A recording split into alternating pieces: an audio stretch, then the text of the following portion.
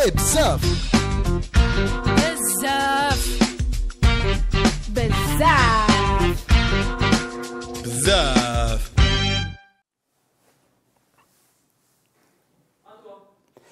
Amis auditeurs de Radio M, bonjour, de retour dans Bzaf. Bzaf, l'émission qui se tient lorsque nous avons l'invité qu'il faut pour cette émission-là. Ce sont des personnalités qui sont prêtes à jouer le jeu de Bzaf, d'aller au fond des choses. Et nous avons la chance aujourd'hui de recevoir Rachid Nqaz. Rachid Nqaz, bonjour.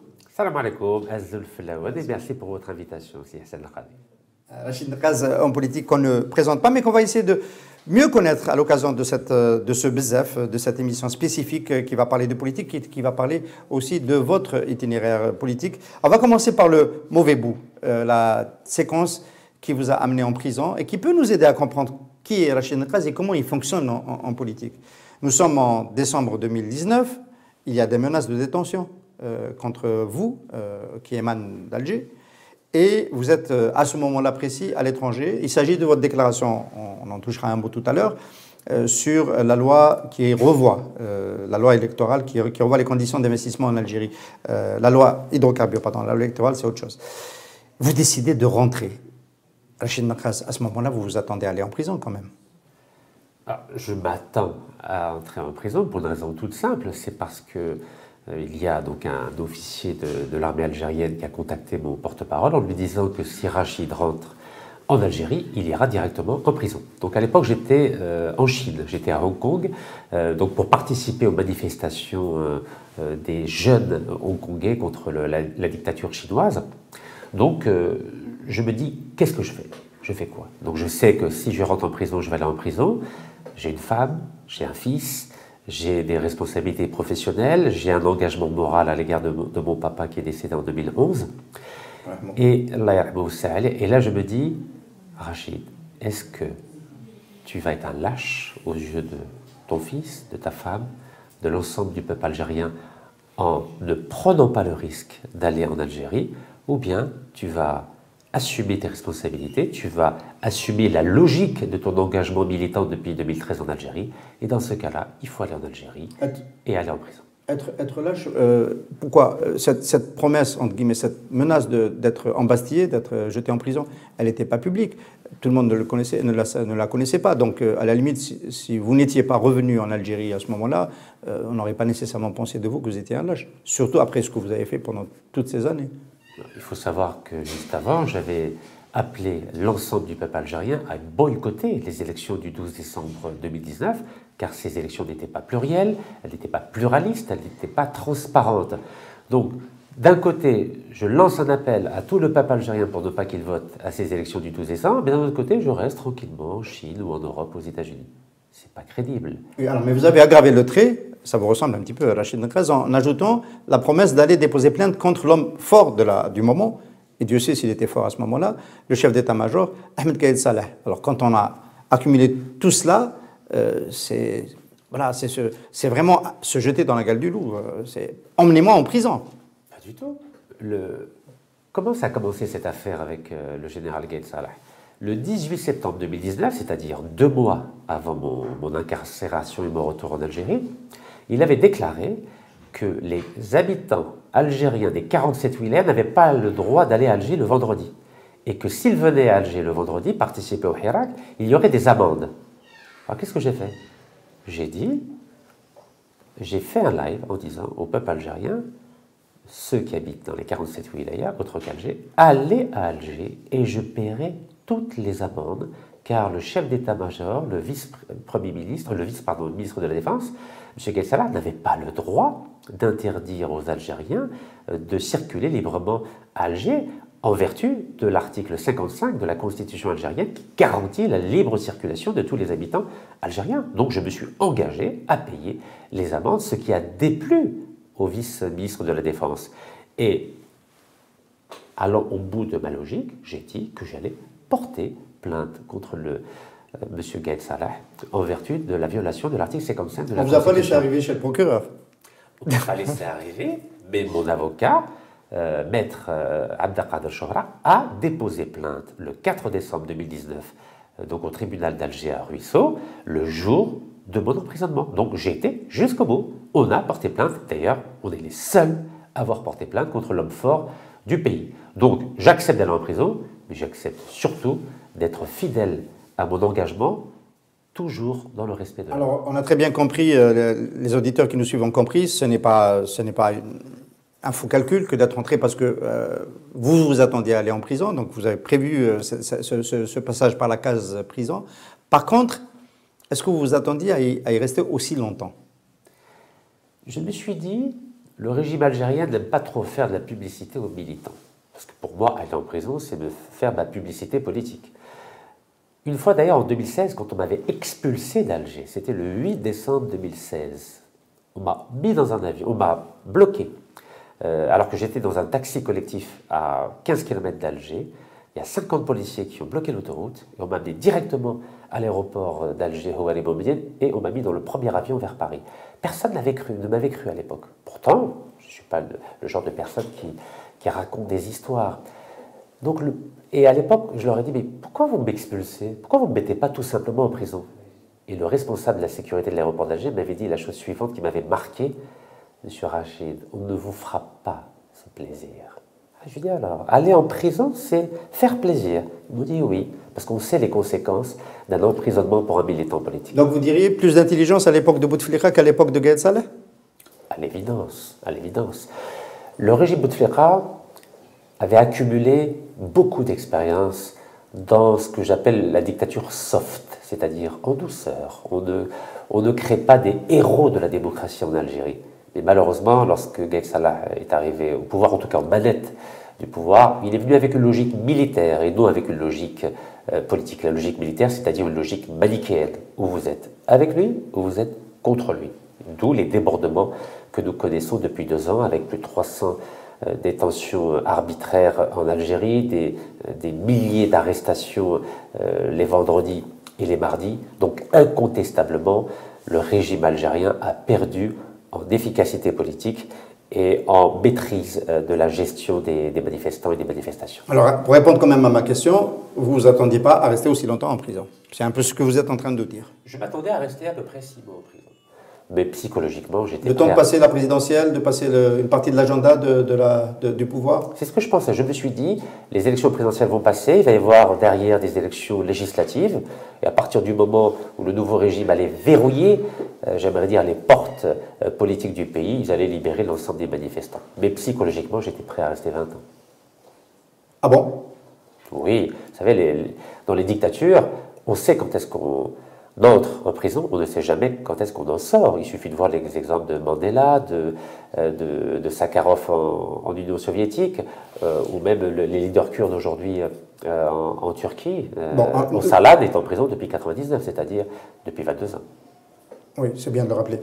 Est-ce que vous vous êtes pas dit, parce que dans prison on a le temps de réfléchir, on est parfois seul et donc on fait de l'introspection et puis on réfléchit sur son parcours.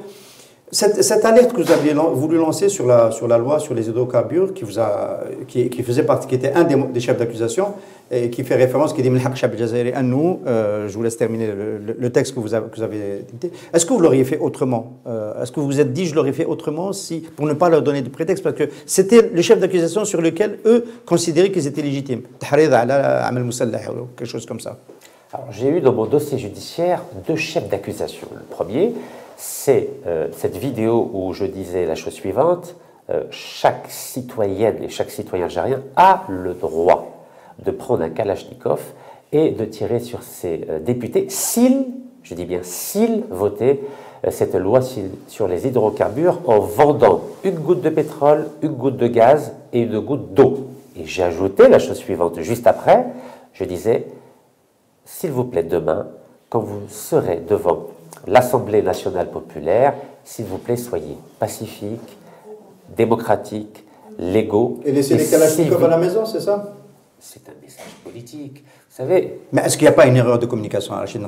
On est dans Bzaf. Oui. Dans un pays où il y a eu autant de morts, autant de personnalités dans la guerre civile, la décennie noire, qui sont tombées à cause de leurs idées ou à cause de leurs fonctions.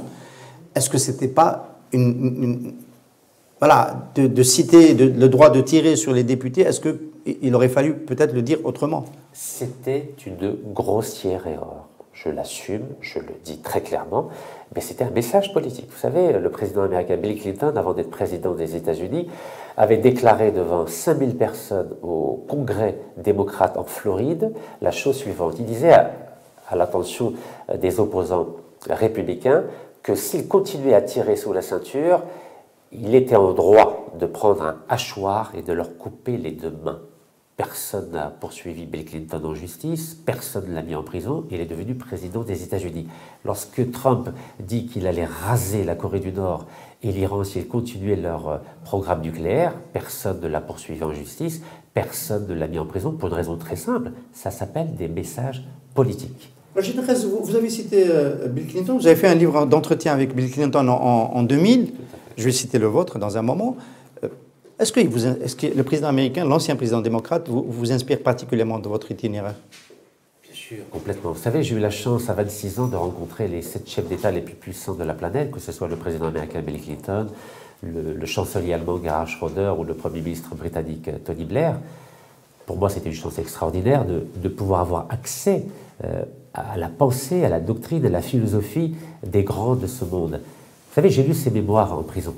1000 pages. Alors, vous les avez rencontrés. Bon, il y a 3 ans, je vous aurais fait une vanne. Dans Bzef, je vous ai dit, est-ce que vous allez chercher à leur vendre des biens immobiliers? Bon, elle ne serait pas passée quand même. Vous étiez étudiant à la Sorbonne, c'est dans un cadre académique. Dans quel cadre vous les avez rencontrés? Non, c'était après mes études. J'avais lancé ma première société dans les nouvelles technologies. Et on voulait, à l'approche, avec un ami indien, à l'approche du passage à l'an 2000, donc le 3e millénaire, laisser un témoignage pour l'histoire, un échange entre les grands de ce monde, donc les chefs d'État du G7, et les jeunes de la planète. Et on avait recueilli, grâce à un site internet qu'on avait mis en place, 200 000 questions des jeunes de la planète, dans tous les domaines, que ce soit le domaine de la paix, de l'économie, de la société, de l'environnement, de la spiritualité. Et les chefs d'État du G7 avaient accepté de nous rencontrer, donc que ce soit à la Maison-Blanche, que ce soit à Paris, que ce soit donc à l'époque c'était... en fait, quand vous décidez d'aller en prison, vous y arrivez. Quand vous décidez de rencontrer Bill Clinton, vous y arrivez aussi.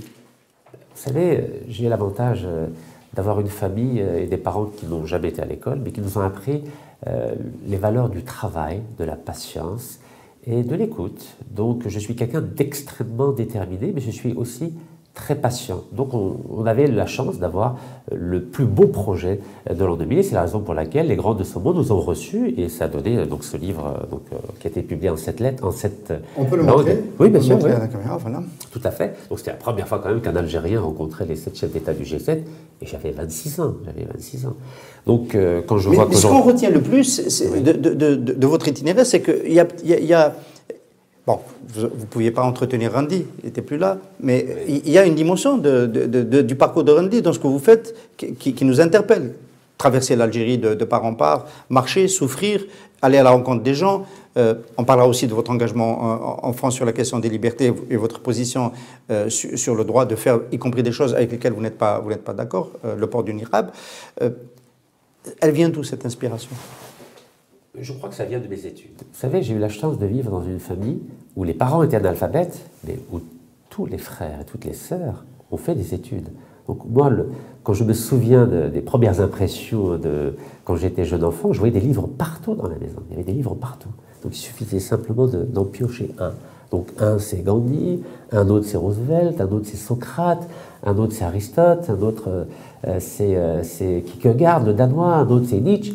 Donc j'étais baigné dans une ambiance culturelle où on lisait beaucoup. Donc grâce à un frère notamment qui s'appelle Mehdi Lasnam, j'ai été initié à la philosophie, à l'histoire. Donc je vous donne un exemple, j'avais 12 ans, j'avais lu l'ensemble des grands auteurs en philosophie ou en histoire, que ce soit Toynbee ou Spengler, on va dire de Parménide jusqu'à Sartre. Et on peut constater à cette occasion les dégâts des tablettes et de la connexion Internet sur les réseaux sociaux. Voilà, ça donne pas la même chose. Oui, mais en prison, j'ai retrouvé cette ambiance culturelle. On a eu la chance à Orléans, par exemple. Il y a une vraie diversité à la bibliothèque d'Orléans. Enfin, quelqu'un m'a dit qu'il y avait l'auteur d'un ancien pensionnaire du Café Presse Politique, et un de ses livres qui était présent dans... Moi, je ne cite pas. Et oui, vous voyez, il n'y a pas de discrimination. Ce sont de bonnes lectures. Exactement, alhamdoulilah, Allah y barik. Il y avait 9000 livres à la bibliothèque d'Orléans. Donc on n'avait pas le droit d'y accéder, mais on avait un listing de tous les livres, et on pouvait commander des livres quand on voulait. Alors moi, je m'amusais, j'avais plus Internet, j'avais plus le Rachid, puisqu'on évoque vos influences de jeunesse, oui. Vous êtes quand même perçu d'abord, avant d'être devenu ce que vous êtes aujourd'hui, comme un homme d'affaires à succès.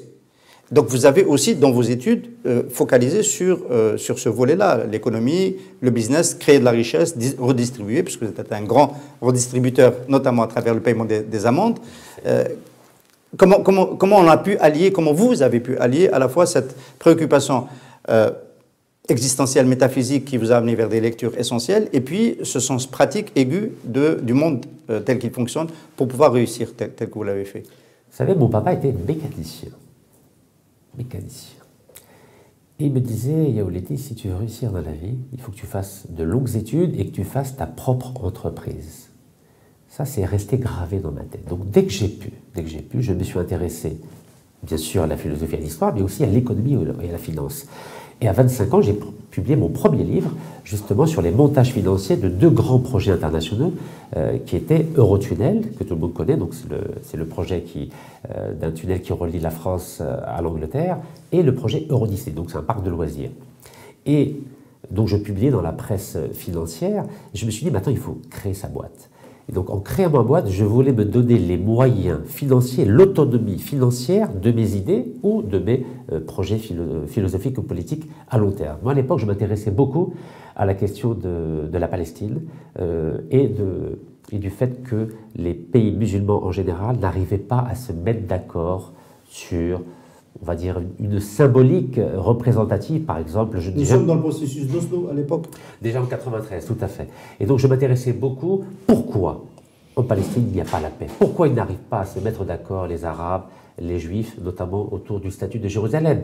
J'avais publié un article à l'époque qui suggérait l'idée du transfert du siège des Nations Unies de New York à Jérusalem, de façon à faire de cette ville donc une ville œcuménique. Je ne connaissais pas cette proposition. Elle est sur Internet, vous tapez Nek à Jérusalem, vous allez tomber dessus. Et d'ailleurs, le fait d'avoir été en prison pendant 443 jours, j'ai pu finir un livre sur la question des relations entre les pays arabes et musulmans en général et la Palestine. Donc vous voyez, la prison, alors, ça aide. La Palestine, ça rapproche des Libanais, du business, mais ça ne dit pas pourquoi. Vous avez quand même réussi à développer votre entreprise. Créer une entreprise, beaucoup de gens créent leur entreprise, mais la développer, ça suppose de faire de bonnes rencontres, de bons choix. Oui. On peut s'entendre, Eurodisney, c'est une superbe affaire, oui. Mais c'est plus par des prises de participation financière, c'est plus par de l'equity ou plus par des acquisitions de la pierre, puisqu'on vous connaît d'abord comme ça. Comment vous avez fait en quelques mots? J'ai fait 2 choses. J'ai fait des placements boursiers qui se sont révélés très juteux et j'ai eu la chance d'avoir un carnet d'adresses. Vous savez, quand j'ai publié mon premier livre, donc en 97, je l'ai publié dans la principale maison d'édition française, les éditions Robert Laffont. Qui était le président des éditions Robert Laffont? Qui s'appelle Bernard Fixot, un homme formidable. C'est un homme qui est un autodidacte, mais qui était marié avec la fille de l'ancien président français Giscard d'Estaing. Donc ces 2 personnes-là m'ont ouvert leur carnet d'adresses, ce qui fait que j'avais accès à tout le Gotha des chefs d'entreprise français et européens. Donc c'est de cette façon que, donc avec mon ami indien, on a commencé à se lancer d'abord dans les nouvelles technologies, dans la création de sites internet, dans la gestion des bases de données, notamment avec une filiale en Inde, donc patrie du Mahatma Gandhi, et de fil en aiguille, donc avec l'explosion de la bulle internet, on a accumulé, en tout cas j'ai accumulé une petite fortune que j'ai réinvestie ensuite dans l'immobilier, aussi bien en Europe qu'aux États-Unis, rien en Algérie. Est-ce que Rachid Nekres, vous ne prenez quand même pas des risques en affichant votre aisance, en mettant en devant votre capacité à payer des amendes? Ça s'est fait en France, et là vous avez rappelé que vous l'avez fait aussi pour l'Algérie, vous l'avez fait même en prison. Ça a beaucoup interpellé en disant que si l'administration pénitentiaire n'avait pas les moyens de payer des repas décents à vos co-détenus, après vous étiez prêt à assurer cette intendance. Est-ce que ce n'est pas une corde sur laquelle vous avez peut-être un peu trop tiré, au point où on peut penser de vous que vous êtes beaucoup plus riche que vous ne l'êtes réellement? Vous savez, en Algérie, je n'ai pas de compte CCP pour que les choses soient claires. Non, j'ai assez pour mon militantisme politique en Algérie et assez pour défendre les libertés individuelles, aussi bien en Europe que dans tous les pays musulmans. Donc personne ne peut faire pression sur moi.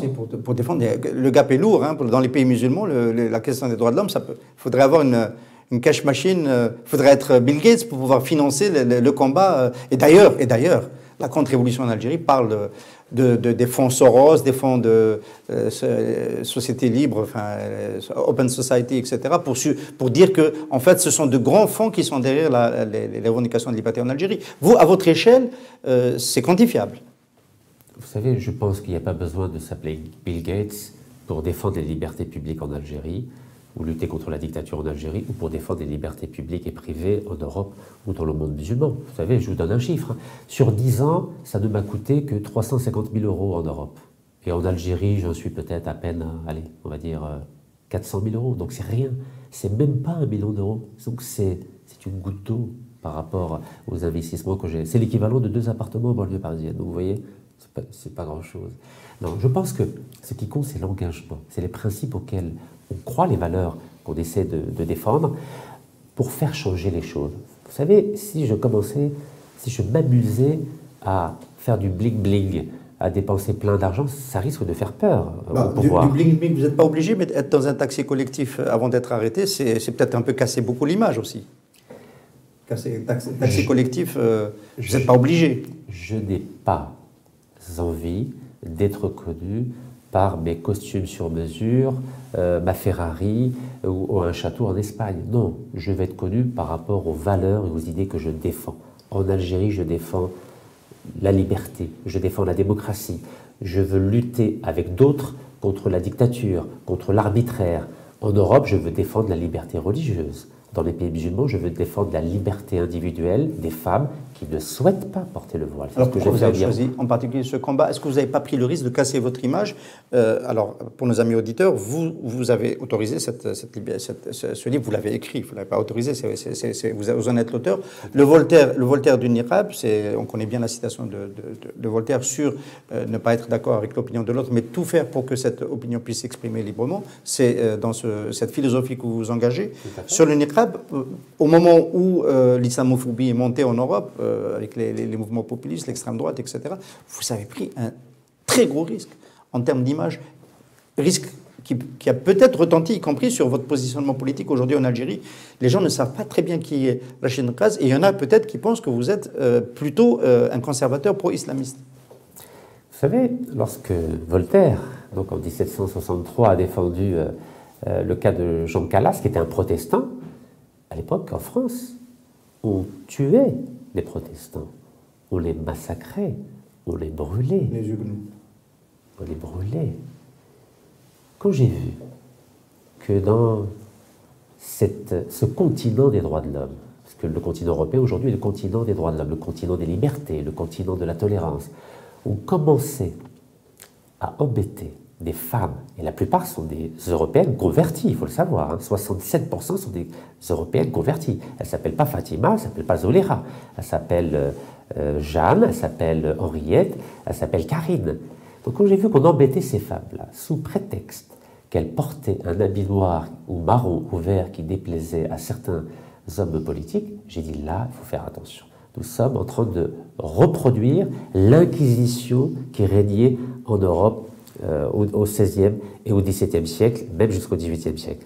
Donc je me suis dit, j'ai la chance d'avoir une femme qui est américaine, qui ne porte pas le voile, qui ne porte pas le niqab, qui ne porte pas le burkini. Donc personne ne peut me taxer d'être un islamiste ou un intégriste. Donc ensemble, nous avons décidé de créer un fonds d'1 million d'euros pour payer toutes les amendes en Europe des femmes qui décident librement de porter le niqab et de payer aussi les amendes des femmes qui, dans les pays musulmans, comme le Soudan ou l'Iran, refusent de porter le voile. Et cette deuxième partie, on la connaît un peu moins. Mais personne ne va en parler. Je me suis rendu à Téhéran le 8 mars 2018, 8 mars, journée internationale de la femme, pour faire libérer 29 femmes qui ont été emprisonnées parce qu'elles avaient eu le courage de retirer leur voile. Et grâce à une femme formidable que tout le monde a oubliée, qui s'appelle Maître Nesrine Sotoudeh, que j'ai rencontrée. Cette femme est une femme extraordinaire. C'est une avocate qui défend les droits de la femme en Iran. 6 mois après, elle a été emprisonnée. Et aujourd'hui, elle a écopé d'une peine de 38 ans de prison. Et personne ne s'en occupe. L'Iran est le pays d'une prix Nobel de la paix. Le prix Sakharov, enfin le prix Sakharov. Donc vous pouvez regarder, j'ai mis sa photo derrière avec elle, si vous permettez. Oui, bien sûr. Elle est juste derrière, on peut la voir. Elle est juste là. Elle est toute petite, mais c'est une très grande dame. Elle s'appelle Maître Nesrin Sotoudeh. Vous savez, les Alors on a pu penser, Rachid Naqas, que vous choisissez vos combats, pas moi, mais d'autres ont pu le penser, en fonction de leur niveau d'exposition médiatique. Parce que quand on choisit ce combat-là, c'est clair que ça va, sur le plan médiatique, beaucoup faire parler. Mais peut-être vous n'avez pas toujours réussi à montrer le lien entre tous vos combats. Le lien, c'est Voltaire, le lien, c'est la liberté partout, pas seulement en Europe. Est-ce que vous considérez que ça a peut-être un peu brouillé votre image et que votre activisme a dépassé votre production de contenu plus systématique pour qu'on sache très bien quel est le fil conducteur de votre action? Alors, je vais m'inscrire au faux par rapport à ce que vous venez de dire, si vous le permettez. Je ne choisis pas mes combats en fonction de l'exposition médiatique, puisque la question du niqab en Europe, c'est une question toxique. Personne n'a osé, je dis bien personne n'a osé s'y risquer, car c'était un suicide médiatique, un suicide politique, un suicide intellectuel. J'ai décidé de m'y atteler, de m'y attarder, de façon à donner une image pacifique, une image pondérée, une image transparente des citoyens de culture ou d'origine musulmane. Je vous prends l'exemple de la lutte contre la corruption en Algérie. Vous savez qu'on a organisé 157 manifestations anticorruption en France, en Europe et en Algérie. Est-ce que vous savez qu'on n'a jamais eu le moindre article depuis 2014 en France par rapport à ces 157 manifestations anticorruption? Je me suis aussi occupé des Roms en France qui avaient été discriminés. Les Roms? Les Roms, oui, Oui. ils ne sont pas musulmans. Oui, bien sûr. On va dire que c'est des chrétiens plutôt animistes que l'ancien ministre de l'Intérieur, M. Brice Hortefeux, avait discriminé et jeté en pâture dans les médias européens. Vous savez ce que j'ai fait? J'ai acheté un terrain juste dans sa commune, derrière un terrain de golf. Ben, ça l'a calmé. Vous savez, parfois l'argent, ça aide à calmer certains Vous avez acheté un discours. terrain Oui, que vous avez? Oui, tout à fait, un terrain, tout à fait. Mais plusieurs hectares pour installer des familles roms. Oui, parce Pour qu'il dire à ce manquait cette monsieur- information, oui, on a Oui. bien compris que c'était de Pardon, ça qu'il oui. s'agissait. Oui. Pour dire à ce monsieur, ne vous amusez pas à discriminer les gens pour un gain électoral douteux. Et ça l'a calmé. Et depuis, on ne les embête plus, les Roms. Donc l'argent, ça aide parfois à défendre des valeurs. Donc non, je ne choisis pas mes thèmes en fonction de leur exposition médiatique. La preuve, personne ne parle des femmes en Iran qui ont été emprisonnées et parce qu'elles avaient retiré leur voile. Alors, vous avez fait le chemin, donc vous avez cette chance d'avoir réussi en affaires. Vous dites que ça permet parfois de faciliter les choses. Mais est-ce que, Rachid Naqas, vous n'êtes pas venu quand même dans le monde de la politique avec les codes de l'entreprise? Parce que quand je vous vois agir, je dois avouer qu'au départ, je ne vous ai pas pris au sérieux. Je peux vous le dire. C'est votre droit. J'ai tweeté plusieurs mois sur votre spectaculaire accro du jour où vous deviez déposer vos estimarats au Conseil constitutionnel. C'était en 2014, c'est bien cela, et que vous avez dit qu'il manquait un fourgon qui avait été détourné par les services. Voilà. C'est pas moi qui le dis. Moi, j'ai beaucoup tweeté en dérision. Je vais tourner un petit peu cela en dérision. Et il n'y avait pas que moi. Enfin, à l'époque, Mcha n'existait pas, mais c'était un bon gisement pour délirer un petit peu. Et quand je regarde cet épisode, je me dis, c'est quand même un homme qui agit un peu, qui a ramené les codes de l'entreprise dans la politique. C'est-à-dire qui agit tout seul, qui décide tout seul, qui va de façon un peu verticale développer ses objectifs, etc. Est-ce que vous avez corrigé pendant toutes ces années-là? Parce que, par exemple, pendant votre séjour en prison, est-ce que vous vous êtes dit qu'il y avait des choses que vous auriez fait différemment si vous avez eu le temps de savoir ce que ça allait donner? Alors pour votre première question, je n'ai jamais été seul, je n'ai jamais travaillé seul. Il y a toujours une équipe autour de moi, notamment ici en Algérie. Oui, mais c'est très vertical. Il n'y a pas un bureau politique, il n'y a pas un conseil, il y a pas un conseil de consultatif ou comme dans les partis politiques. Enfin, on n'est pas dans la structure que nous connaissons. Tout au contraire. Je crois que je dois être le seul homme politique algérien qui travaille et qui écoute les autres qui ont des avis différents. Autour de moi, il y a des avocats, il y a des ingénieurs, il y a des médecins, il y a des architectes, il y a des intellectuels, il y a des militants. J'ai toujours été entouré de ce type de staff, des gens qui vivent aussi bien en Algérie. Pendant la campagne, on a fait beaucoup de sujets, pendant que vous étiez en prison, sur les détenus. Et il y a toujours eu des gens parmi ceux qui étaient en prison, quand c'était politique, je prends l'exemple de Hnoun, il y avait quelqu'un de sa direction qui venait pour parler de son cas. Je ne vais pas citer d'autres. Dans le cas de Rachid Nekraz, je ne jette pas la pierre à votre staff ou à vos avocats. Bon, il y avait des avocats, évidemment, ils en parlaient. Mais au niveau politique, on n'avait pas le sentiment qu'il y avait une structure qui vous portait. On n'a pas ressenti au niveau médiatique, en tout cas chez nous, à Radio M. Vous savez, en dehors de Radio M, personne n'a donné la parole à mon entourage. Personne. Il n'y a que Radio M et M. Rabia Behrez qui a eu la gentillesse de venir dans le village, donc à Aïn Emran dans l'Oulechlef. On n'avait jamais vu ça depuis 2014. Donc vous êtes le seul média algérien à avoir donné la parole, notamment à ma famille et à mes collaborateurs et aussi à mes avocats. Notamment, j'ai vu avec Maître Zoubida Assoul que vous lui avez laissé le temps d'expliquer mon cas judiciaire. Donc la faute, c'est pas moi. La faute, c'est il y a un blackout des autorités algériennes et des médias algériens pour ne pas parler de Rachid Nekaz. Parce que j'ai l'impression que le cas Rachid Nekaz embête l'establishment, on va dire, politico-médiatico-intellectuel en Algérie. Mais grâce à vous, je ressens qu'il y a une évolution. Donc sachez que j'ai... C'est grâce à Ahmed Gaël Saleh peut-être qui vous a mis en prison et qui a fait l'inverse de ce que faisait le staff de Bouteflika.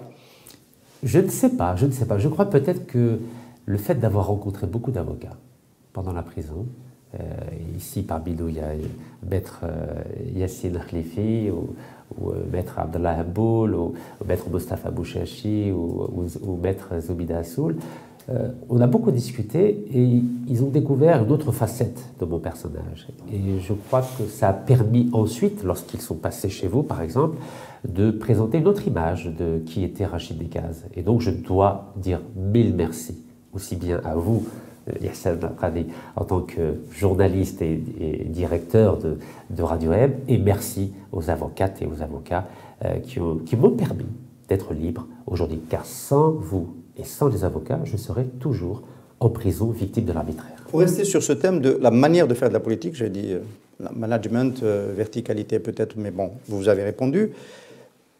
Travailler avec les autres politiques. Au dernier café presse politique avec Khaled Rani, vous avez dit que vous avez tenté, mais que c'était pas toujours évident, qu'il y avait des égos, que c'était compliqué, etc. Ça impacte même votre manière de faire des propositions. Est-ce que vous avez toujours cette vision de la politique, ou est-ce que vous considérez que vous n'avez peut-être pas suffisamment exploré la possibilité de travailler avec d'autres conseils? Quand vous faites des propositions, quand vous avancez, on a toujours le sentiment que la lumière ne va porter que sur vous et vous ne vous fondez pas dans des collectifs. Vous n'essayez pas de construire des passerelles avec d'autres acteurs politiques avec lesquels vous partagez des choses. Vous savez, comme on l'a évoqué brièvement tout à l'heure. Est-ce que c'est parce que vous n'êtes pas accepté ou est-ce que vous ne faites pas assez d'efforts pour aller vers les autres? Je ne sais pas, je vous ai dit tout à l'heure qu'à 26 ans, j'ai fait un livre avec les 7 chefs d'État du G7. J'ai eu aucun problème à les rencontrer, à être reçu au sommet du G7 à Cologne en Allemagne le 18 juin 1999. Je rencontre régulièrement les hommes politiques, que ce soit aux États-Unis ou en Europe. Mais en Algérie, j'ai l'impression que je suis dans une autre planète. Je vous donne un exemple. Quand il y a eu Mazafran 2, donc on avait été invité à l'époque, donc sous l'égide de M. Benflis, Ali Benflis, j'ai rencontré 32 chefs de partis d'opposition en Algérie. J'avais fait une déclaration de 2 minutes 30 qui disait la chose suivante. Si vous, chef de l'opposition, vous vous mettez d'accord sur un candidat unique de l'opposition d'ici 2019, c'est-à-dire on était en 2015, donc 4 ans après, je suis prêt à retirer ma candidature et à soutenir ce candidat du consensus. Ils m'ont dit tous individuellement, parce que je les ai tous rencontrés individuellement, c'est une bonne idée, mais on ne peut pas la soutenir. Je dis, ah bon, pourquoi? Ils me disent, parce que ce n'est pas le moment. Peut-être qu'il y avait les législatives au milieu avant. C'est en 2017. Oui, donc il y avait déjà l'enjeu législatif qui venait avant. Oui, personne n'y a participé aux législatives. Vous avez remarqué, personne n'y a participé. Donc j'ai relancé l'establishment politique algérien après les législatives de mai 2017. Même son de cloche. Et là, c'était pire.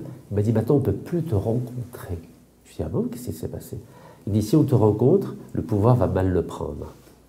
Donc je me suis dit, non seulement, un, ils n'arrivent pas à être dans des logiques collectives. Deux, ils ont peur. J'ai dit, mais quel est le rôle d'une opposition qui ne sait pas jouer collectif, ce que vous me reprochez, et qui a peur d'affronter le pouvoir en place? Alors c'est la raison pour laquelle j'ai décidé en 2019, en janvier 2019, d'annoncer ma candidature aux élections présidentielles et de faire le tour de l'Algérie. Si vous regardez le séquentiel de cette époque, le Hirak a commencé le 29 janvier 2019 à Mostaganem. Et ensuite, le même jour, à Oran. C'est-à-dire que le Hirak a démarré autour de ma candidature. Il y avait des milliers de jeunes à chaque fois que je donnais rendez-vous devant une municipalité, devant une mairie, pour signer les istémarats. Et le pouvoir a paniqué.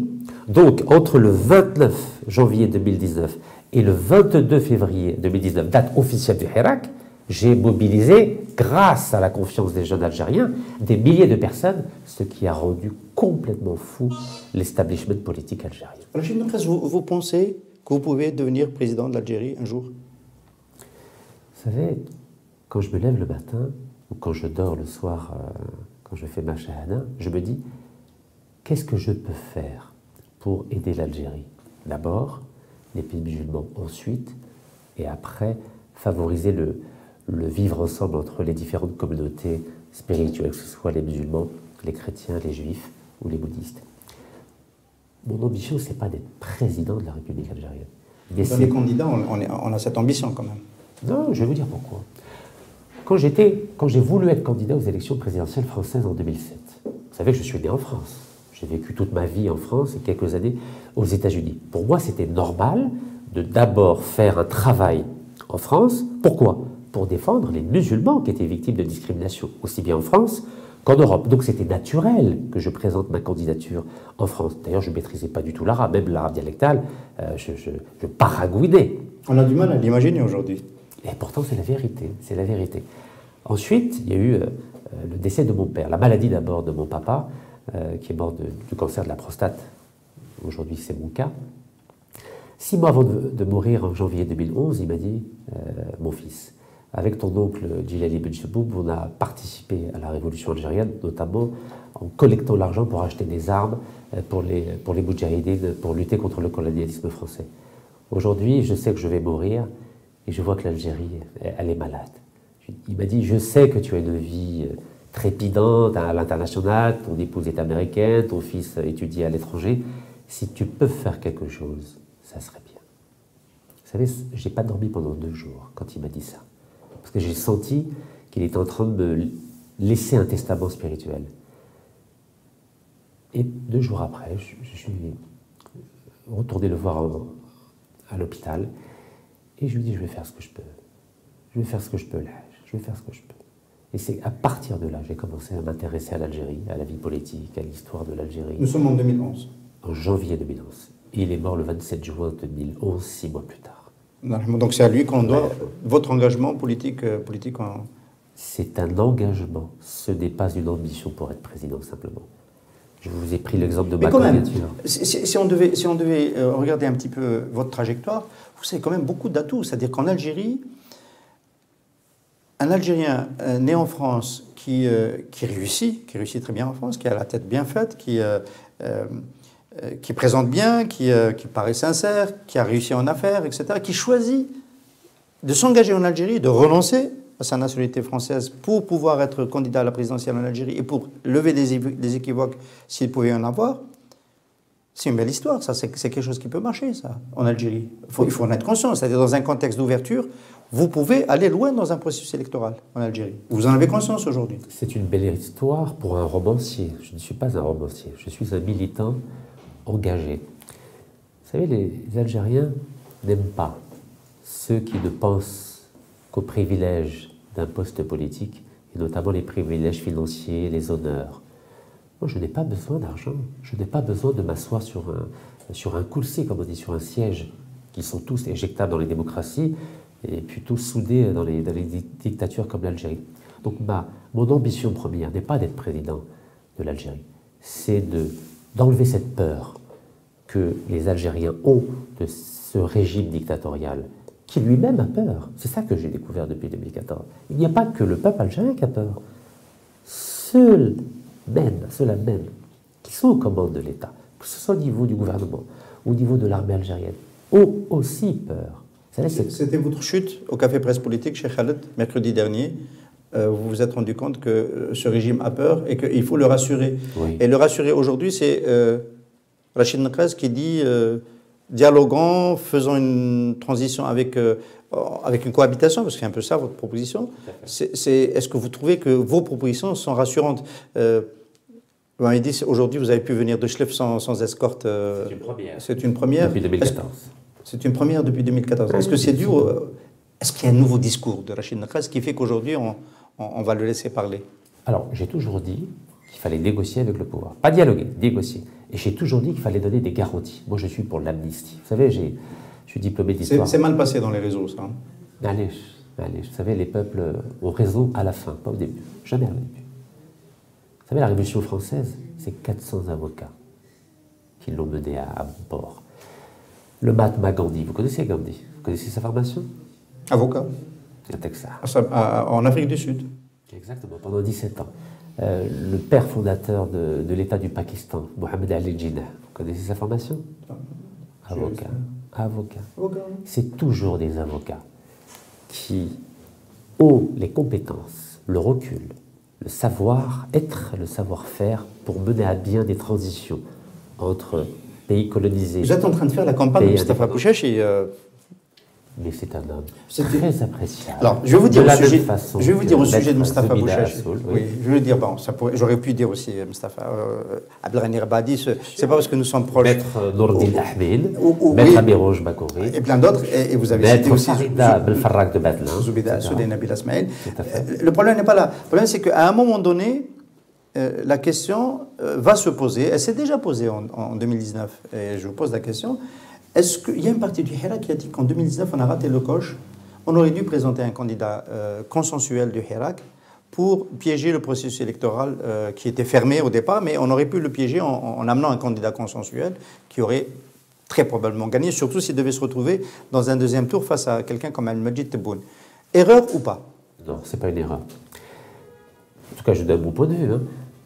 En février, mars, avril, mai 2019, le peuple algérien était dans un état, on va dire, d'ébullition permanente. Il ne voulait rien entendre.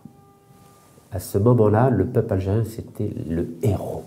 Et c'est vrai, d'un point de vue pacifique, d'un point de vue image de l'Algérie, du peuple algérien à l'étranger, c'était extraordinaire. C'est comme s'il était en apnée. Le peuple algérien, enfin, était fier de l'image qu'il rendait, aussi bien en Afrique que dans le monde entier. Donc il ne voulait surtout pas entendre parler de représentants, de leaders. Il ne voulait rien entendre. J'avais participé à ma façon à initier, à allumer cette étincelle, notamment grâce aux jeunes de Khanchla, qui le 19 février 2019 avait eu le courage, pour me faire plaisir, de retirer l'image, la photo de... On peut rappeler que vous étiez Khanchla? Oui. D'ailleurs, c'est eux qui m'ont dit, et je vais vous le dire. Donc, ils ont retiré le portrait géant de Bouteflika devant la mairie de Khanchla. Lui, on ne peut toujours pas dire Allah yarhamou, c'est inconnu. Non, il sait très bien qu'il est mort. J'étais le premier à dire qu'il est mort, mais évidemment qu'il est mort. Malheureusement, politiquement, il est mort. Ouais. Non, il est mort tout court. Non, il n'est pas mort tout court. J'ai encore rencontré des gens qui le voient. On ne fait pas de langue de bois, s'il vous plaît. Non, il n'est pas mort. Là, vous risquez d'avoir un problème. Il vaut mieux retirer cela. Non, j'assume totalement. Attendez, on va pas. Il vaut mieux rester sur l'essentiel. À Khanchla, restons à Khanchla. Qu'est-ce qui s'est passé à Khanchla? La veille, donc j'avais annoncé que j'allais venir à Khanchla. Il faut savoir que Khanchla, c'est la ville où j'ai commencé ma première marche pour un changement pacifique. Le 1er novembre 2014, donc 669 km de Khanchla, Alger. À l'époque, les gens se sont moqués de moi, un peu comme vous sur Twitter en 2000. Allez, je le connais. On était 5 à marcher. Même Mardi Rani, qui est un homme formidable et que j'apprécie beaucoup, avait fait une émission en disant « Ya Rachid, laisse qu'ils déroulent la marche. Ils déroulent des milliers d'Algériens qui m'a gandé. Vous savez, les Algériens n'ont pas le recul historique. Moi, j'étais baigné par l'histoire et la philosophie. Je sais comment fonctionnent des processus révolutionnaires. Au début, on est seul, 2, 3, 4, 5. Mais je savais que sur 20 ans, l'histoire allait me donner raison. Pas parce que j'ai décidé qu'elle me donne raison, c'est tout simplement parce qu'il faut toujours un point de départ. Et j'ai décidé, à l'époque, d'assumer ce rôle de point de départ. Donc à Khanchla, donc la veille du 19, c'est-à-dire le 18, le maire avait dit, à travers les réseaux sociaux, qu'il interdirait ma présence le lendemain devant l'APC pour recueillir les signatures en vue de ma candidature aux élections présidentielles.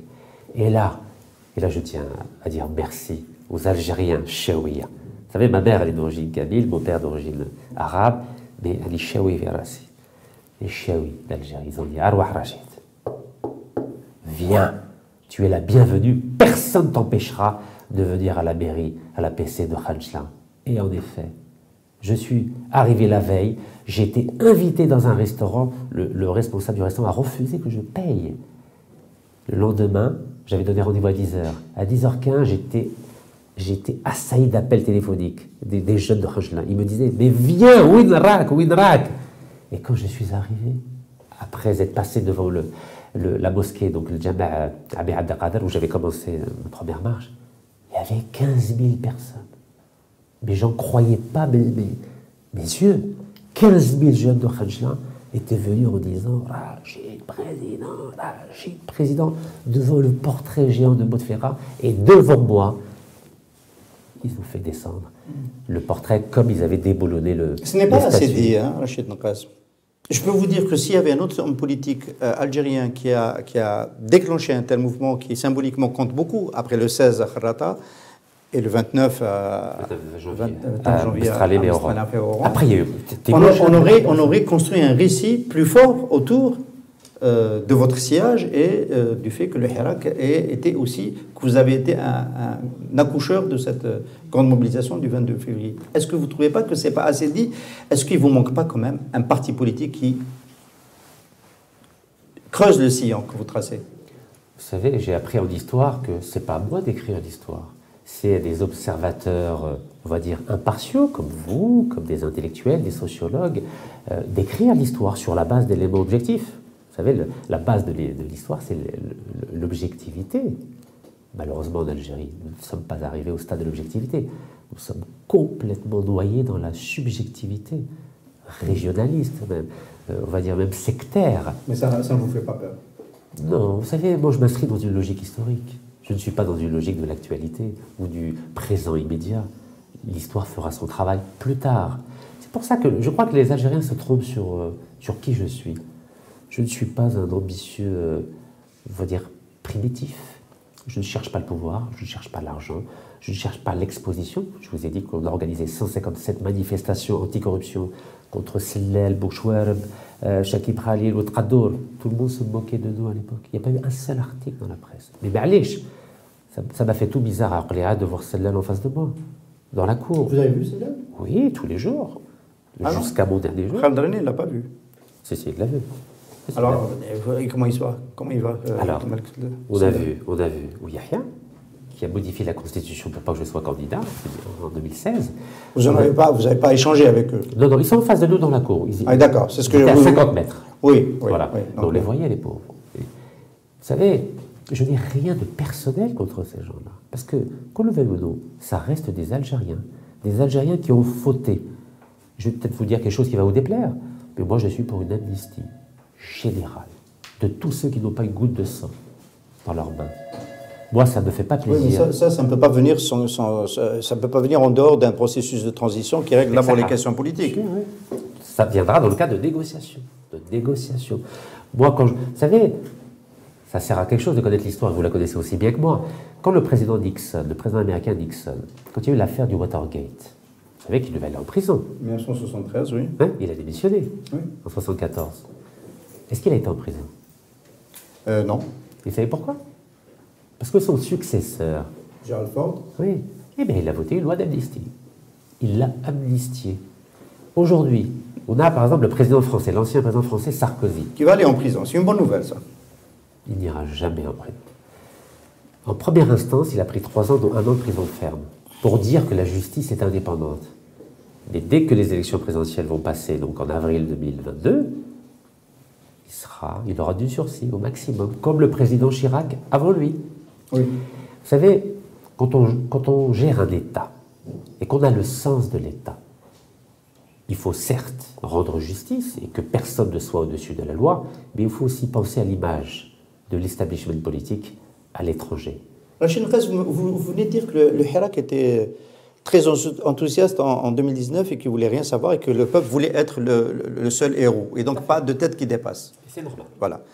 Est-ce que vous avez trouvé que le nouveau Hirak, je ne vais pas dire nouveau, c'est le Hirak qui a redémarré ses marches populaires, parce qu'il existait quand même sans les marches populaires, est-ce que vous trouvez différent? Est-ce que vous trouvez plus prêt à faire autre chose?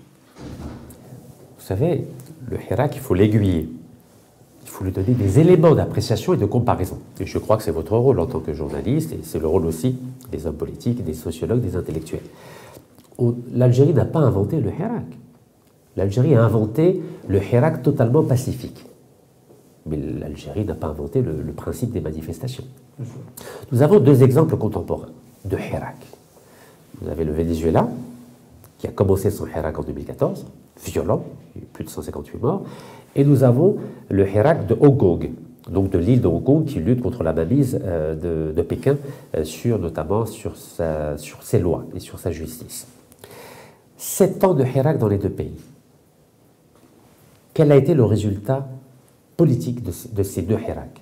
Il était nul, puisque le président Maduro Venezuela est toujours président et la Chine n'a toujours pas changé d'avis sur la mainmise sur le système judiciaire de Hong Kong.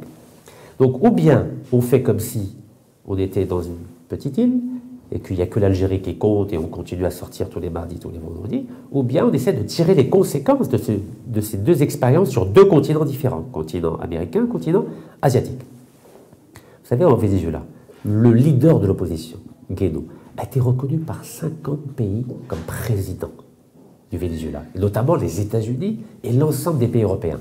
Et malgré ça, il n'arrive toujours pas à s'imposer. Et vous savez pourquoi? Parce que l'armée du Venezuela, comme l'armée chinoise, est derrière le régime, derrière le pouvoir en place, derrière le système. Donc la clé de voûte de tout changement, si on veut que ça marche, si on ne veut pas que ça s'éternise, c'est très vite d'entamer des négociations avec le président d'exercice légal, pour ne pas déplaire à ceux qui ne veulent pas entendre le mot légitime, Abdelmajid Tebboune, et avec le chef de l'armée, Saïd Chengalha. Si on ne négocie pas au plus vite un accord... Mais eux ne trouvent pas qu'il y a des raisons de négocier. Tout comme Maduro et l'armée vénézuélienne ne trouvent pas de raison de négocier. Circonstance aggravante, au Venezuela, Guaido est assimilé il est soutenu par les puissances occidentales, notamment par les États-Unis. Erreur fatale, évidemment, on est d'accord. On n'est pas dans ce cas en Algérie, Dieu merci. Mais en fait, c'est la conviction de la nécessité de négocier qui manque à la partie d'en face. Et pour qu'elle existe, beaucoup d'acteurs du Hirak disent qu'il n'y a que des mobilisations populaires qui vont finir par les amener à concevoir la négociation. On peut être d'accord pour dire que ça ne suffit pas, mais qu'est-ce qui peut se produire pour qu'ils acceptent de négocier? Mais il faut absolument accroître la mobilisation populaire, mais pas les vendredis et les mardis seulement, il faut faire tous les jours. Vous savez, j'étais en prison et j'ai lancé un appel révolutionnaire. En prison, c'était le 20 janvier. J'ai lancé un appel pour qu'il y ait ce que j'appelais le ramadan des libertés, parce qu'il n'y avait pas de Hirak. J'ai dit à partir du 19 février, il faut le retour du Hirak, mais tous les jours, comme le mois du ramadan. Ça dure 29 jours. On ne fait pas le ramadan que le vendredi, on le fait tous les jours pendant 29 jours. On n'avait pas le souffle pour le faire. Il y en a qui disent que le Hirak a bien fait de choisir de ne faire que le vendredi parce qu'il s'était inscrit dans la perspective de longue durée, intuitivement, un peu comme Rachid Nkhaz. C'est quelque chose qui allait prendre du temps et donc il fallait ménager ses forces. Et ce qui a permis d'arriver à 108 vendredi, même si au milieu il y a une année où on s'est arrêté, c'est justement parce que c'était toutes les semaines et pas tous les jours. Tous les jours, ça passe ou ça casse. C'est un peu la grève insurrectionnelle du fils de 91, où ça s'est accéléré, occupation des places, etc., et où ça avait cassé. Et ça aboutit à quoi? ça aboutit à l'emprisonnement de la direction du fils en juin 91.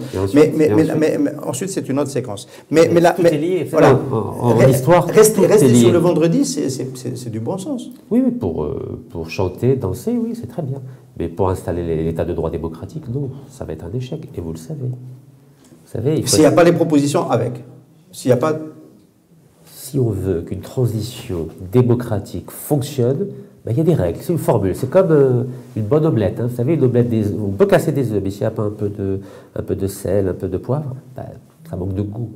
Et c'est pas bon. On ne peut pas proposer ça à des invités. Alors, je vous pose la question. Rachid Nekraz, si vous êtes invité, dans le cadre de votre proposition, puisque vous reconnaissez le statut de négociateur et d'interlocuteur à Majid Tebboune, vous êtes amené il vous invite, comme il a invité d'autres personnalités politiques, des chefs de parti ou autres, à en discuter avec lui, vous allez le voir. Je crois que vous n'avez pas compris mon message de la dernière fois, le Café Politique, sur votre radio. Je ne suis pas un homme de loi. Donc je n'ai pas qualité pour négocier avec qui que ce soit. Nous avons le pour expliquer ce que vous voulez faire, pas nécessairement pour négocier. Ça va, vous m'avez donné l'occasion d'expliquer ma démarche. Non, il faut être très clair. D'abord, par rapport au peuple algérien, il faut une mobilisation quotidienne, comme cela est le cas depuis février 2019, pour accompagner, soutenir, promouvoir des femmes et des hommes de loi qui, eux, vont négocier avec le président Tebboune et avec le chef d'état-major, M. Chelguereha. Voilà la recette qui, d'après moi, peut fonctionner, mais à condition de tenir compte aussi de la peur du système en place. Vous savez, le système, il a peur de quoi? Il a peur de se retrouver en prison et qu'on lui enlève tous ses privilèges. Vous savez, après qui peut apporter les garanties que ces gens-là n'iront pas en prison? En fait, il y a un aléa moral. La séquence précédente a amené tout le monde à aller en prison à cause du choix du chef d'état-major de répondre au Hirak avec des embastillements, avec des arrestations. On a le sentiment que ceux qui sont sur place sont convaincus que s'ils lâchent le pouvoir, eux aussi vont aller en prison. C'est pour ça qu'il faut leur donner des garanties. Je vais vous donner des exemples. À chaque fois qu'un pays est passé de la dictature à la démocratie, il y a eu une phase de transition. Et un des éléments importants de la réussite d'une phase de transition, c'est l'amnistie. C'est ce qui s'est passé en Argentine, avec Raúl Alfonsín, c'est ce qui s'est passé en Espagne avec Felipe González, c'est ce qui s'est passé en France après la Deuxième Guerre mondiale, alors qu'il y a eu 90% de collaborateurs qui ont travaillé avec l'Allemagne nazie. Un an après, je dis bien un an après la Deuxième Guerre mondiale, il y a eu une loi d'amnistie. Et pareil en Allemagne. Vous savez, l'Allemagne, à cause de l'Allemagne nazie, il y a eu 50 millions de morts dans le monde, dont 7,5 millions d'Allemands. Il y a eu le procès de Nuremberg en 1946. Combien de gens étaient condamnés à mort du régime nazi? Vous savez combien? 12 seulement. Après, on a tout oublié. Il y a la mise en place du plan Marshall pour redémarrer l'économie allemande et oublier le passé. Vous croyez que nous, on est mieux que ce qui s'est passé pendant la Deuxième Guerre mondiale? Vous faites bien de rappeler qu'en Algérie, il y a eu l'amnistie sur les années 90. Donc l'opinion nationale a amnistié quelque chose de bien plus grave. Il y a un texte arabe. Des crimes de sang. Et moi, je reviens en arrière. La France est restée 132 ans en Algérie. Il y a eu, grosso modo, 4 millions d'Algériens qui ont été tués, massacrés ou morts de famine ou de faim. Il y a eu les accords d'Évian. Qu'est-ce qu'il y a eu dans ces accords d'Évian? L'amnistie. L'amnistie. Est-ce qu'un seul Français a été emprisonné dans une prison algérienne? Vous qui êtes spécialiste. Aucun Français n'est emprisonné. Il y a resté l'affaire de l'OAS qui a fini aussi par être amnistiée dans un débat franco-français. Il y a Texaha. Donc l'amnistie... En dépit de l'attentat contre le général de Gaulle. Absolument. Alors, quand même, ma question, oui. La dernière fois, on n'a pas pu la développer dans le Café Presse Politique, mais j'y reviens. Vous m'avez repris sur cette question, je ne sais pas si c'était moi ou notre invité Tiziri, sur pourquoi voulez-vous que j'aille discuter avec des gens qui ne sont pas visibles? Il y a un président de la République et il y a un chef d'état-major, c'est avec eux que je vais discuter. Moi, j'avais parlé du général Rajdi, patron de la DSI, l'équivalent du DRS, patron de la DSI, oui, des services. Parce qu'il a tenté de jouer ce rôle d'acteur politique. Vous étiez en prison, mais j'imagine que depuis que vous êtes sorti de prison, vous avez entendu parler de cela. Il a tenté d'approcher des personnalités, il a tenté de discuter avec le commandant Khdar Bourga. Voilà. Il y a un document qui est arrivé chez Bourga, qui n'est pas venu par la DSI, mais qui est venu par la présidence. Et donc il y avait eu des tentatives. Mais encore une fois, la police politique était un acteur de ce processus de début de discussion pour voir comment ils ne croyaient pas beaucoup à le référendum sur la Constitution et cherchaient une porte de sortie. Et donc ma question, c'est toujours, est-ce que réellement il faut s'arrêter à ces personnages ou qui voyez-vous comme interlocuteur? Vous vous dites, c'est cela et uniquement cela. Évidemment, le chef d'état-major est le patron du DSI, donc c'est tout simplement. Pourquoi voulez-vous faire intervenir on va dire, des personnages qui font partie du dispositif militaire algérien, alors qu'on a une vitrine qui est clairement définie, clairement visible, aussi bien par le peuple algérien que par la communauté internationale? Je crois qu'aujourd'hui, les Algériens veulent de la transparence. Rachid Nkreza, est-ce que vous avez été approché, vous? Parce que ça s'est écrit sur les réseaux sociaux depuis que vous avez fait votre proposition la dernière fois. Rachid Nkreza a commencé à négocier, ou il a été touché, ou il a changé un peu depuis qu'il est passé par la case prison. Est-ce que vous avez été approché pour une solution négociée? Je ne suis qu'un simple citoyen algérien. Oui, mais le simple citoyen algérien que vous n'êtes pas, a-t-il été négocié? Je vous dis pas simple citoyen, vous êtes citoyen algérien, mais pas simple. Est-ce que vous avez été approché? Moi, je vais être très clair avec vous. J'ai toujours été transparent avec le peuple algérien. Je n'ai jamais été approché par qui que ce soit, ni dans mon village, ni en prison. Je suis très clair là-dessus. Et je ne souhaite pas être approché. Il faut que les responsables de ce pays approchent les femmes et hommes de loi qui, eux, ont compétence et crédibilité et légitimité pour négocier une transition juridique, démocratique avec le pouvoir. Uniquement les hommes de loi? Uniquement? Pendant cette phase de 3 ans et demi, oui. Si on veut que ça marche, oui. Parce que si vous mettez des politiques au milieu, ils vont faire... Mais les hommes de droit sont aussi des politiques. Moustapha Bouchechi aurait pu être candidat à la présidentielle. Il pourra le faire après 2024, mais allez. Non, il faut être très clair. Un état de droit démocratique, ça demande des compétences juridiques. Comme Mahatma Gandhi, c'était un homme de paix, mais c'était d'abord un homme de droit. Comme Mohamed Ali Jinnah, c'était un homme politique, mais c'était d'abord un homme de droit. Je crois qu'il ne faut pas qu'on mélange les choses. Vous savez, il faut dans cette phase très floue qualifier les compétences. Moi, je suis un homme politique, mais je ne suis pas un homme de loi. Si j'étais un homme de loi, j'aurais présenté ma candidature pour être un des éléments de la négociation. Mais je ne suis pas un homme de loi. Mon temps viendra après, si tant il y a. Vous savez, à force de mélanger les genres, les choses, les idées, les concepts, on en arrive à ce flou, on va dire, permanent dans lequel l'Algérie erre depuis 1962. Vous avez vu l'erreur de Farhat Abbas en 1962, quand il a décidé de soutenir Ben Bella contre le pouvoir légal. Vous savez, il faut faire très attention. Chacun doit être. Le pouvoir légal, c'était le GPRA, c'est ça? Mais évidemment.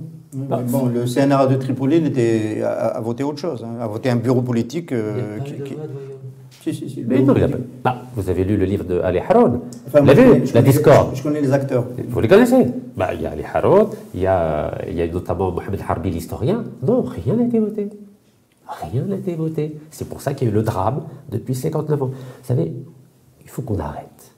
Il faut qu'on arrête de faire des erreurs cumulées comme ça, d'année en année, de mandat en mandat. C'est bon. Un peu de compétence, s'il vous plaît. Vous êtes journaliste, je suis un homme politique. Laissons le soin aux femmes et aux hommes de loi de négocier avec le président, avec l'armée, une transition négociée, Inch'Allah. On arrive sur la fin, transition négociée. Ça suppose, c'est la clé de voûte de votre proposition, que Abdelmadjid Tebboune accepte de renoncer à une partie de ses prérogatives au profit d'un gouvernement qui assurera la transition. Quel est le signe qui vous laisse penser qu'il peut accepter une position comme ça? Alors, je ne suis pas dans le cerveau du président Abdelmadjid Tebboune, mais je constate des choses que n'importe quel observateur peut constater. Exemple, Mange Kader. Il a 50 ans d'expérience de l'État algérien. Il a un âge avancé. Il est malade, peut-être plus ou moins que moi, je ne sais pas. Il veut peut-être sortir par la grande porte, Inch'Allah. Vous savez, on a un exemple similaire de scénario qui s'est produit en Union soviétique, après la mort de Brejnev, 81, 82, 83, 84. On a eu 2 présidents malades, Tchernenko, Andropov d'abord, ensuite Tchernenko. Ouais. Ils sont restés 1 an à chaque fois. On a le président Bouteflika, Allah yarhamou, qui n'a pas dirigé le pays entre 2012 et 2019, 7 ans d'absence. On a l'impression on attendait l'imam chiite, voilà, 7 ans d'absence. Et ensuite, il n'a pas eu de chance, il est tombé malade, le président Tebboune. Il sait qu'il ne va pas rester longtemps. Il n'a pas visité le moindre village depuis qu'il a été élu. Donc il est conscient, il est lucide. Et donc vous l'appelez à justement passer la main à un gouvernement qui aurait une partie de ses prérogatives. Il reste Al-Mouradia, il Vous reste avez un président. nom pour le chef du gouvernement? Que les choses soient claires.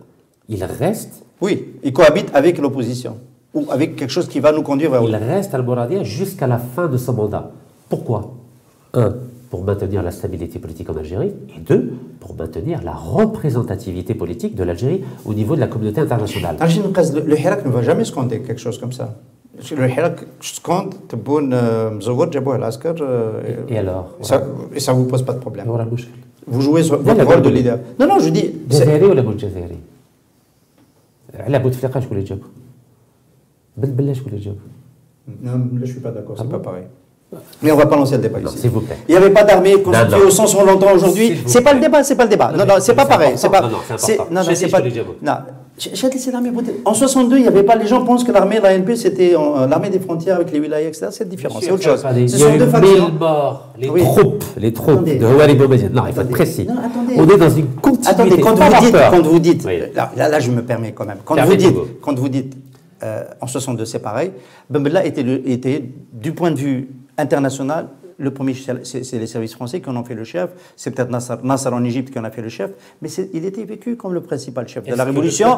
Il avait besoin de s'appuyer sur une faction, il s'est appuyé sur l'armée des frontières. Ensuite, que le rapport de force ait changé et que l'armée des frontières, avec Boumediene, l'ait dégagé en 65, c'est un autre scénario. Mais dire qu'on a fabriqué un président, que l'armée a fabriqué un président en 62, au sens où, d'aujourd'hui, avec Gaël Salah et Tebboune, il faut faire attention. Vous avez fait des études en histoire, ce n'est pas du tout le même contexte. Je fais très attention. Ce n'est pas parce que Ben Bella était apprécié par Jabal Abdel Nasser en Égypte. Non, non, Ben Bella était le deuxième président de l'OS, le troisième responsable de l'OS. Il avait une légitimité d'activiste. Oui. C'est 1949. Mais attendez, mais vous vivez qui déroulait l'histoire sur 30 ans. Quelqu'un qui a été chef de l'insurrection programmée du mouvement national en 49, et qui a braqué la pose d'Oran avec Aït Ahmed en 49, il a une légitimité, il est déjà de facto le chef de l'armée. De facto. Non. Mais c'est pas le débat, c'est pas le débat. C'est pour éviter. La légitimité pour la légalité. Non, non. Légitimité ou légalité? Les deux. Et donc, s'il vous plaît. Non, attendez, on va être précis.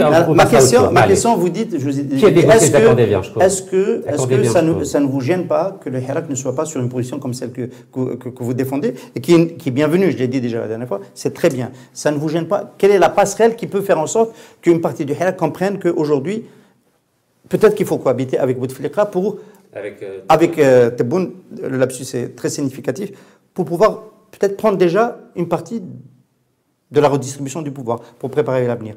Cohabiter, c'est une nouvelle proposition. Cohabiter avec... C'est pas la proposition de Zoubida Assoul qui dit, elle, que c'est d'abord Tebboune qui doit dégager, même si elle propose que ce soit en 2022, pas tout de suite. Chacun a le droit de faire des propositions. C'est ça l'intérêt du débat.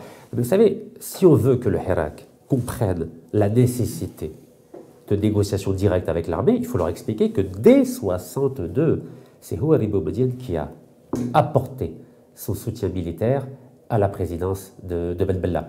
Et il y a déjà mieux dit. Et il y a eu 1000 morts. C'est mieux dit, ça. Oui, oui, on est d'accord. Déclaration de l'APS, communiqué de l'APS, 1000 morts. Si les Français n'avaient pas enlevé l'électrification des lignes, l'armée des frontières n'aurait pas pu rentrer aussi vite. Maroc et en Tunisie, l'armée des frontières ne serait pas entrée en Algérie et le GPRA, notamment Farhat Abbas, entre autres, aurait pu être le prochain président de l'Algérie, après la Constitution. Nous avons mal démarré. Oui, on est d'accord sur ça. Donc, depuis 62, tous les présidents ont été chapeautés par l'armée, y compris Tebboune, mais avant lui, Bouteflika, avant lui, même Boudiaf, avant lui, donc Zaroual, avant lui, Boumediene, etc. Donc il faut dire la vérité aux Algériens. Il faut leur dire la vérité. Il faut leur dire aussi. Non, ça c'est une vérité qu'ils connaissent. Ils se comptent dans la Madaniya, mais chez Askaria. C'est pas cette vérité qui pose problème. La question c'est, pour démarrer les négociations, vous considérez que dire à Abdelmadjid Tebboune, céder une partie de vos pouvoirs pour un gouvernement, je vous ai posé une question. Est-ce que du pouvoir exécutif. Est-ce que vous avez un nom pour le gouvernement? Moi je suis simplement un citoyen. Vous n'avez pas un favori? C'est pas moi qui importe. Moi je suis simplement dans le rôle d'un Algérien qui propose une solution de crise. Mais J'espère qu'il y en aura d'autres. C'est ça le débat démocratique. Vous savez, Kamalillah, je ne suis pas parfait, mais j'ai un peu d'expérience en histoire, en philosophie, en politique, en nuances. J'ai appris beaucoup les nuances. En Algérie, vous savez, on est un peu fâché avec les nuances. Hein. Et je suis contre la diabolisation. Je ne veux pas qu'on diabolise qui que ce soit dans ce pays. Vous savez, c'est ni Tebboune ni Chenguereha qui ont tué 250 000 personnes. Ça aussi, c'est un chiffre avec lequel je ne suis pas d'accord, mais ce n'est pas mon opinion qui compte. Il n'y a pas eu 250 000 morts. Vous avez ajouté 50 000 à ce qui a été déjà donné. On va dire 100 000, oui, c'est déjà beaucoup. C'est terrible. C'est beaucoup. C'est terrible. On est d'accord. Vous savez, Khaymat al-Jazairi, on est d'accord. Un seul qui meurt, c'est un de trop. Donc, mais il y a des gens très compétents. Vous savez, par exemple, Maître Amin Nordin Hamil, du barreau de la droite, un homme formidable. Maître Moustapha Bouchachi, extraordinaire. Maître Zoubida Assoul. N'oublions jamais que Maître Zoubida Assoul est une excellente avocate. Elle a été une juge formidable, et n'oubliez pas d'où elle vient. C'est la fille de Cheikh Assoul, de Tebessa, qui a fait partie de l'association des ulama. Donc elle a une histoire. Et quand je vois la campagne de dénigrement qui a été menée contre elle à propos de sa retraite de 26 millions, comme l'ensemble des membres du Conseil national de transition qui a été aux commandes du législatif algérien entre 1994 et 1997, c'est honteux. C'est honteux. Voilà le bouche. C'est quoi le problème? Est-ce qu'elle a volé? Elle n'a rien volé. Moi, je retiens de Maître Zoubida Assoul que c'est une excellente avocate. Elle a travaillé gratuitement pendant la crise du corona, a rencontré plusieurs militants associatifs qui étaient dans différentes prisons algériennes. Et personne ne lui dit merci. Moi, je dis merci à Maître Zoubida Assoul, merci à Maître Nordin Hamil, merci à Maître Moustapha Bouchachi, merci à Maître Farida Belfarag, merci à Maître Abdallah Habboul et merci à l'ensemble des avocats qui nous ont tous aidés à garder le moral pendant notre détention et qui, j'espère, vont nous aider à sortir de cette campagne, de ce flou artistique dans lequel nous sommes aujourd'hui pour la mise en place d'un gouvernement de transition. Et à mon tour, je dis merci à Rachid Neqqas d'avoir accepté de se donner à ce jeu des questions-réponses dans Bezzaf. On a pu en apprendre un peu plus sur Rachid Neqqas. Merci beaucoup. Merci pour votre invitation aussi. Atek Saha. Hey, Bezzaf.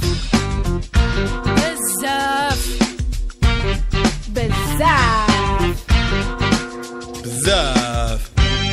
Pour bien s'entendre et pour bien